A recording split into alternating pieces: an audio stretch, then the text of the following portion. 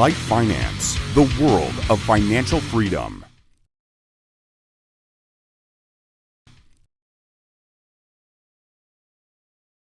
Hello everyone, it's Monday, September 20th. We are starting a market forecast. As on Monday, we will talk about the fundamentals, about the most important events this week, and we will look at the charts from a slightly wider perspective.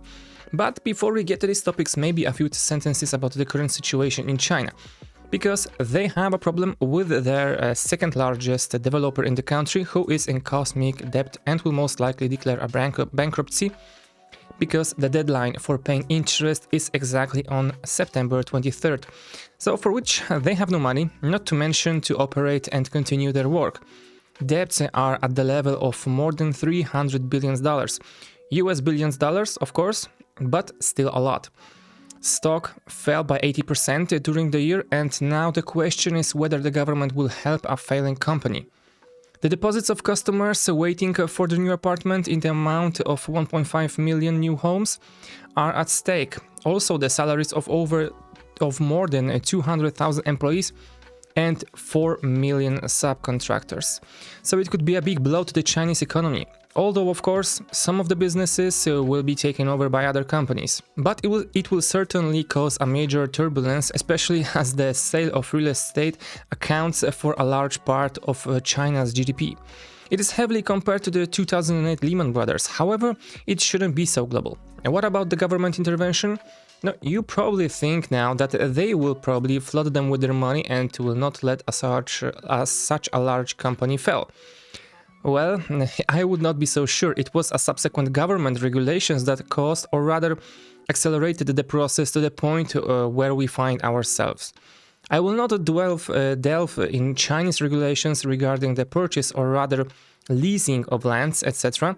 The whole situation coincides with the excessive indebtedness of the company, which used subsequent customers' advances for prepayments to credit subsequent and leases for the construction of new buildings and finishing the previous ones. And that real estate prices grows 10 to 15% annually. So for the banks, it was a good security, because in case of problems, they will take over the real estate and cover the previously borrowed money. And the developer himself had a good margin on sales. The company always had more assets than liabilities, but suddenly the government introduced regulations that limited the amount of money that developers could obtain from external financing and what they could spend it on. So which may lead us to the conclusion that the government may not necessarily be willing to help them, especially since a statement has already been issued that they were not prepared to help a failing company. So, as for the rest of the world, here it is similar to the 2008 problem in the US, because the banks lending to the developer obviously did not want to take the risk and sold the developer's debt as bonds. However, I do not think it could cause such an avalanche as it was 13 years ago.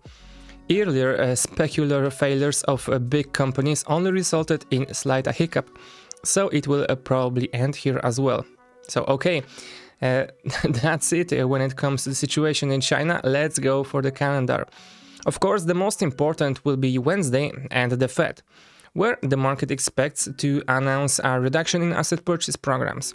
After the last payrolls data, I would not be convinced of it. I will repeat it again, because knowing Powell and his approach, we will probably have to listen carefully to what he says in order to get some clues. But aside from that, on this week, on Tuesday, the minutes of the Australian monetary policy meeting, on Wednesday, the decision on interest rates from China, monetary policy decision and the press conference of the Bank of Japan. Thursday, in turn, we will get the decision on the interest rates from Switzerland, PMIs from the Germany and UK, decision on the interest rates from the UK, and on Friday, IFO sentiment from the Germany and Powell's speech again. Looking at the charts, you can see that the dollar was extremely strong before the Fed meeting. Additionally, poor UK data on retail sales and strong inflation data from the EU above the target helped the dollar. At the moment, I would look for a change in the direction on the 1.1695 level on Euro USD and on the 1.3665 on cable, with these limits more or less. For now, however, everything still looks to be continued. Gold looks worse and worse, and the strong dollar is waiting on him again. However, as long as we are still in these areas, I would expect an upward move. Okay, that's it for today. Thanks for watching and goodbye.